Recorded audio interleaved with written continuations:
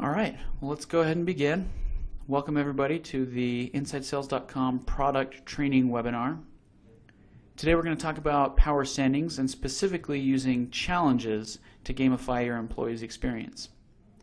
Now, first of all, PowerStandings is available from the Elevate bundle, and this is our pricing page, InsideSales.com/pricing. If you're not already on the Elevate bundle, feel free to reach out to your customer success manager, and he can tell you more about how to get the products that are in it, including PowerStandings Pro. So throughout the webinar, please take advantage of the Q&A box here. Go ahead and ask questions throughout the presentation. I'll work on answering those after the presentation. Leave your comments, give me your feedback on the presentation, and then also offer your requests for future content. These webinars are designed for you to help you take advantage of the products and features that you have, to show you the strategy of how to use them and then how to set them up. So give me requests on what you'd like to see. Also, after the presentation, I'll work on answering some of the questions that you have. So I first wanted to share a couple of sources that I found to be extremely helpful as I learned about gamification. Gabe Zickerman is the founder of the G Summit, or the Gamification Summit, where he hosts many of the thought leaders of the gamification industry. He's also the author of a book called Gamification by Design. Great ideas in there and a great source of information, Gabe Zickerman. Charles Coonrat is esteemed as the grandfather of gamification. Many of his ideas have led to this gamification industry. He's also the author of a book called The Game of Work. Again, take a look at these sources, research them online. As you go about gamifying your employees' experience, use these sources. So I want to start off with a quote from Gabe Zickerman that gamification is 75% psychology and 25% technology.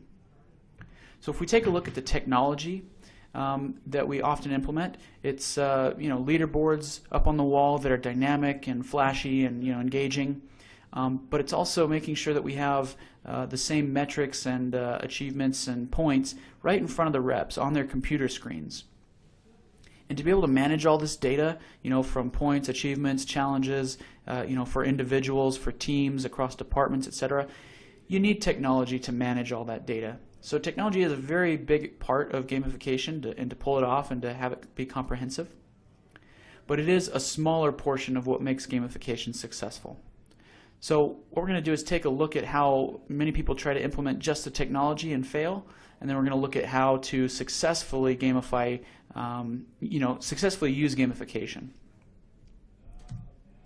So first of all, we often start and end with our metric in mind, right? So we take dials and we say we want our business development reps to hit 75 dials a day.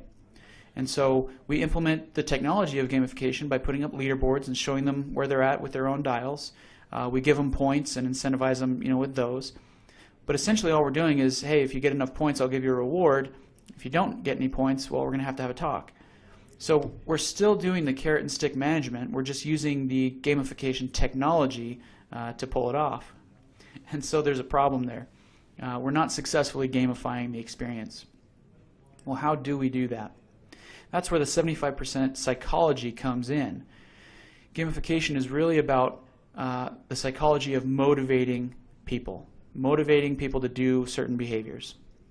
So what we need to do is not think about the metrics, but think about the behavior that will help reps hit the metrics that we want them to hit. So it's behavior modification. So if we take, for example, dials, we want them to hit 75 dials.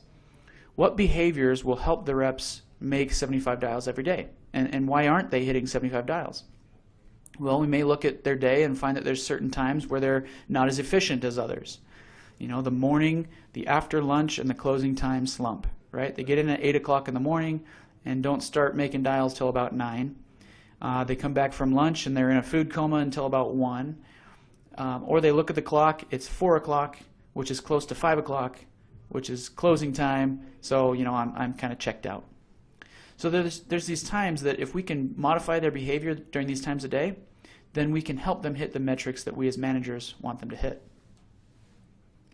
Now you may think, aren't we just shifting, the carrot and stick management from looking at metrics to looking at the more granular, times of day, right? Aren't we just saying, hey, you have to hit 10 dials in the morning, you have to hit 10 dials after lunch, then you have to hit 10 dials before closing time?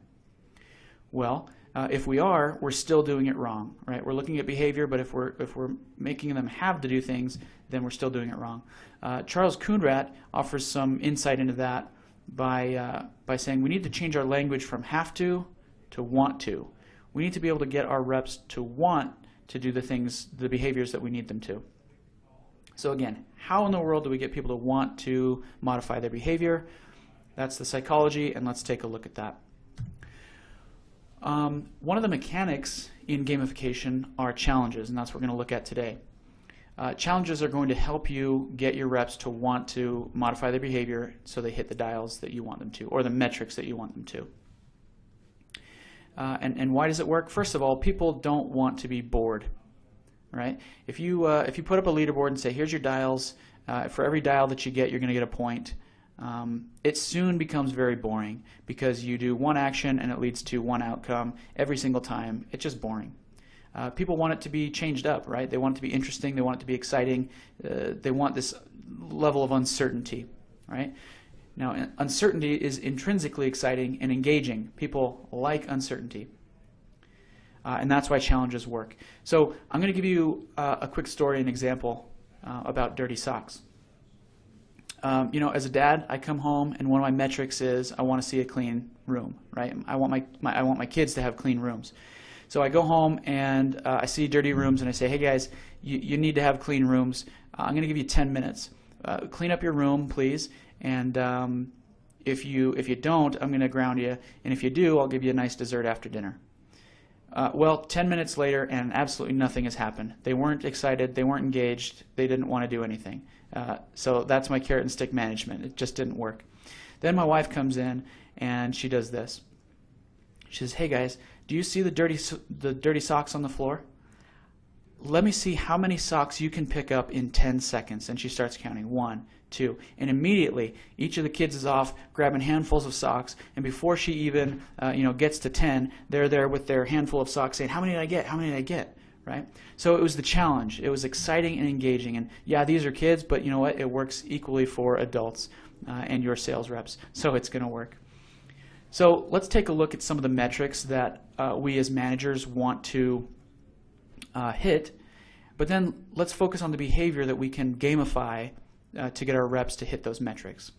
So we talked about dials, and the behavior that we want to identify is maybe this, the slump times, making more dials in the morning, making more dials after lunch, or before closing time. Another metric might be contact rate. Now, you may think contact rate, what can a rep do to increase his contact rate? Isn't that just a function of the person on the other end picking up the phone? How can we hold them accountable for the other person picking up the phone? Well, some of you might think local presence. We could turn on local presence and that'll get people to pick up the phone more. But that's not really a behavior for the rep to engage in, right? It's not going to help them be engaged. You're just going to turn it on, it's going to work. So what behavior can increase our contact rates? Well, at InsideSales.com, we've done research that's shown that there are certain times of day and certain days of week where contact rates are higher. So if we can get our reps to dial more during those times or focus their efforts on those times, then we could effectively have them raise their contact rate. And if they can contact more people, they can have more conversations. So extremely important. So if we can get our reps to dial at optimal dialing times, we can increase the metric of contact rate. But yeah, that's something that wouldn't make sense to try to gamify on your own. Say, hey guys, raise your contact rate. Right? They need to know exactly what to do and the actions to take to do that. Another metric that you might be interested in is having them leave more emails and voicemails, because you should know that leaving emails and voicemails not only gives information to our potential clients, but it's also going to increase your contact rate as well. As you leave emails and voicemails, as you leave these impressions, and then you call back, people are going to be more likely to pick up the phone. And we've got data that shows that. So, but what behavior do we need to gamify to get more emails and voicemails? That's kind of tricky, right? Isn't that just sending emails and voicemails, just that simple behavior? Well, let's see if there is a behavior that can help them send more emails and voicemails. What about email and voicemail templates? Right? If they leave email and voicemail templates, it becomes easier for them to leave templates, so they can leave more emails and voicemails. Plus, it's got many other fringe benefits. They'll be able to be more efficient and make more dials and make more sales. So there we go. And we can gamify the fact that they're sending templates versus sending, standard emails. Okay, so you may look at this list and say, okay, those are some really transactional metrics, right? And I don't want them to focus on just making dials. I want them to focus on actually making appointments, right? Setting appointments or closing deals. And that's great. A metric of appointment set is a great metric. However, if you try to gamify that, and you say, hey guys, let's see who can hit the most appointments, in a week, the problem is that it's a complex metric. Appointment set includes many of these transactional metrics like dials, having a high contact rate, maybe sending emails and voicemails, and then skill, right? So you don't want to just say appointment set because the rep might not know exactly what actions to take in order to achieve that. And if you issue a challenge that no one knows how to accomplish, you're not going to get engagement, you're not going to get excitement. So as long as you set forth, hey, here's how you're going to set appointments. You're going to make more dials, you're going to increase your contact rate, and then I'm going to coach you on the skill. And as you do that, let's see who can get the most appointments set, right? So those are some of the most popular metrics and some of the behaviors that are going to help you gamify the experience. So let's go ahead and take a look at how to actually set up a challenge. Now we're going to look at how to do this within the Salesforce environment. Many of you may be on the lead management platform, or some of you might be on the Microsoft Dynamics platform. But hopefully you see the strategy behind using the challenge, and so the settings, even if they're just a little bit different or in a different spot, won't pose as much of an obstacle because you understand what you're trying to do.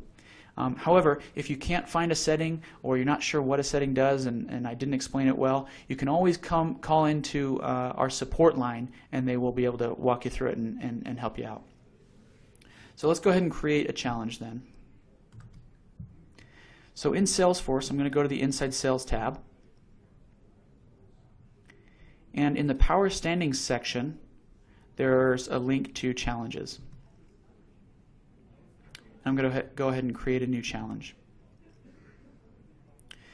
Now the challenge that I'm going to set up is who can make the most dials between 8 and 9 every morning, right? So I'm going to go ahead and put in the description so I can remind myself exactly what I'm building.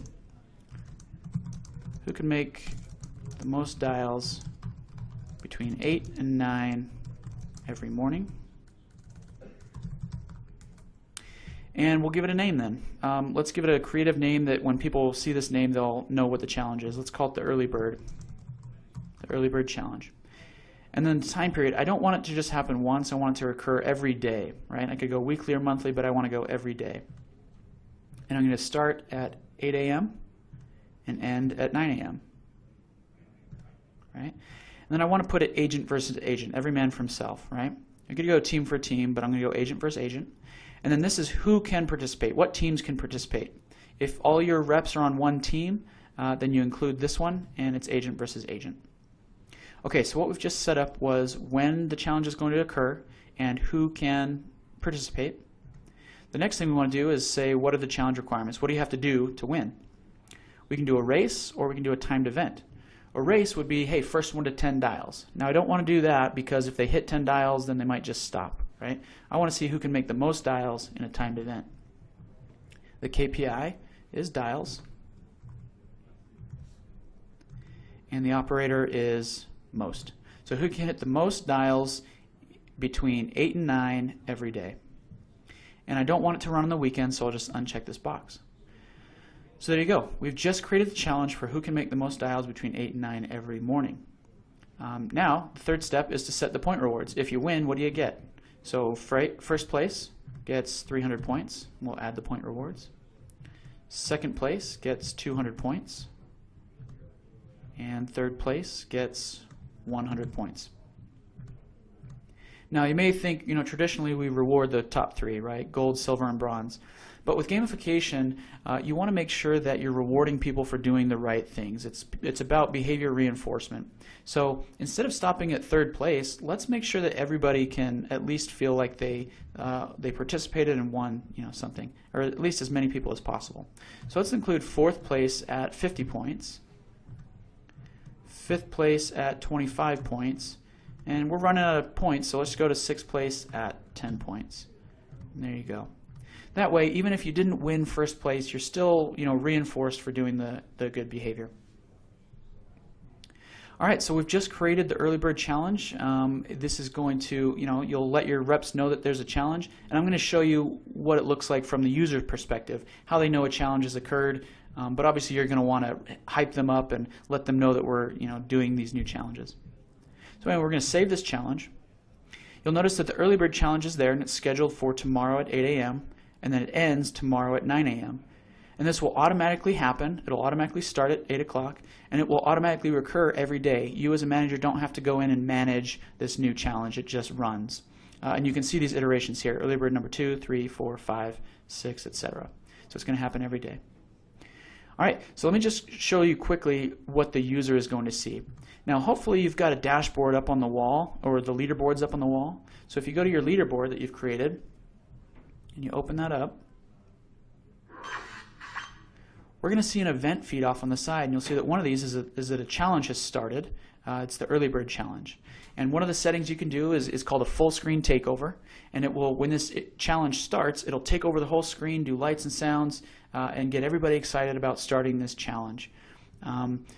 So a great way to get people engaged, and obviously they need to know about the challenge beforehand, but that's how they'll know it starts. So if you've got a challenge that starts maybe at the the middle of the day, it'll show everybody up on this leaderboard.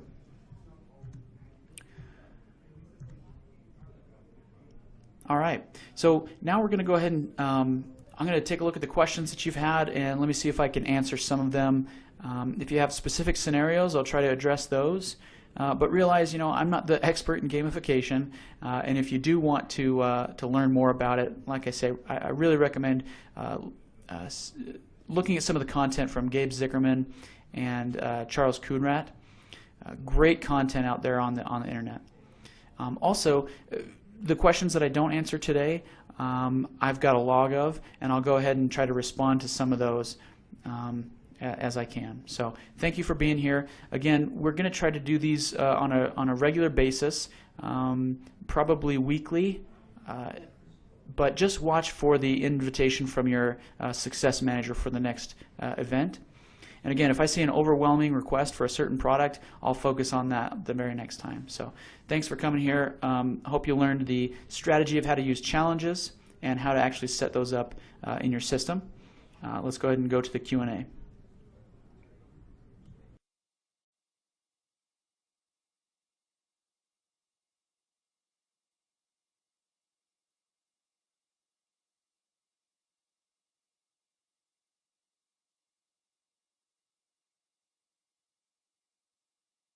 Okay, so I'm actually not seeing any questions that you guys might have. If you have any, feel free to go ahead and leave those right now.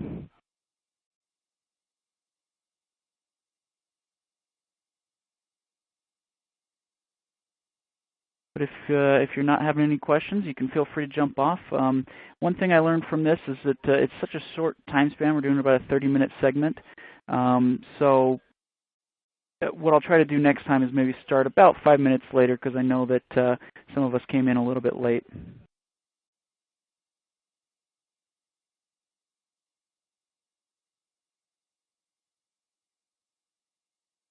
There was a question here about resetting points. Is there a way to reset the points? There is a way, and another thing that I've learned from just doing this specific webinar is that I was not able to do a live screen share. So unfortunately, I can't show you how, but there is a way to reset points. Although currently, the only way to reset points is to contact your account manager, and he actually has access to do that, he or she. So right now, you don't have the ability, but we do. So you can call in and say, hey, we need to reset points. Obviously, it's a feature that we're going to be building out and making that more user-friendly.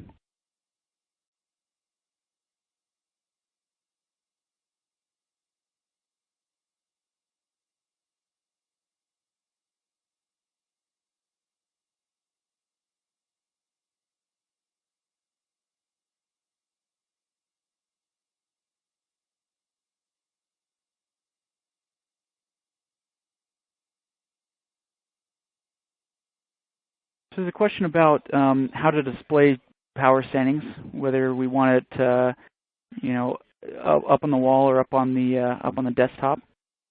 With PowerStandings, you actually can display it in both places.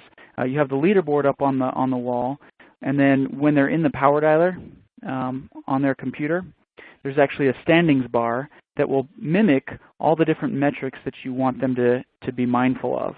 And so having it in both places, it's an entire environment or culture of this gamification. And that's one thing about gamification, is that you can't go halfway, right? You need to go all in. You need to submerge them into this environment and this culture of gamifying their experience, which is lights and sounds. It's up on the wall. It's in front of them on their computer screen. And again, that's why it's so important to have the 25% of technology that gamification is. The technology really helps to get it in on all these different places and submerge them in the environment.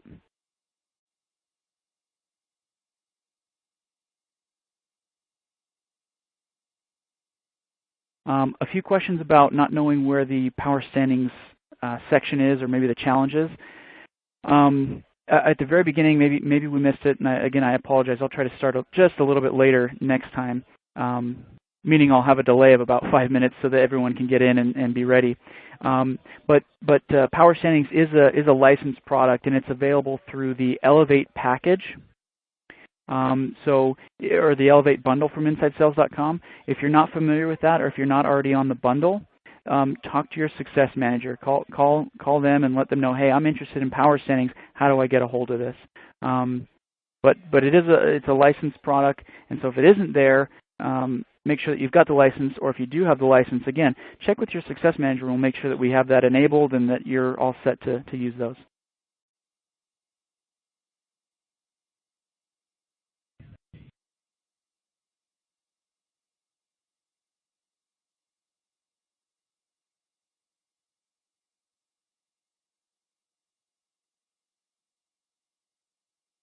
Okay, that's about all the questions that I'm seeing come in.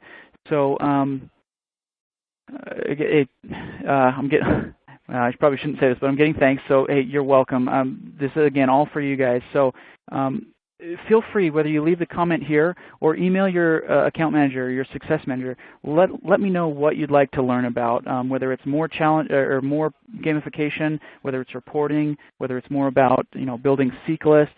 Please let me know, or let your account manager know what you want to see in these webinars, and we'll make sure that we get those out to you. And then again, as I sign off here, as we sign off this webinar, watch for the next invitation. As I mentioned, there's several different platforms. There's the lead management platform, there's Salesforce, and there's Microsoft Dynamics. As we start to do these webinars for each of these, there may be specific topics for the LMP where our Salesforce customers won't be interested in attending. So for the time being, think that these will be ongoing, but watch for the invitation from your account manager. And when they say ongoing, they're likely going to happen at Wednesday, 12 o'clock Mountain Time. So, all right. Well, thanks for attending. I don't see any questions coming in. Again, feel free to email. I'm the coach for the customer success team.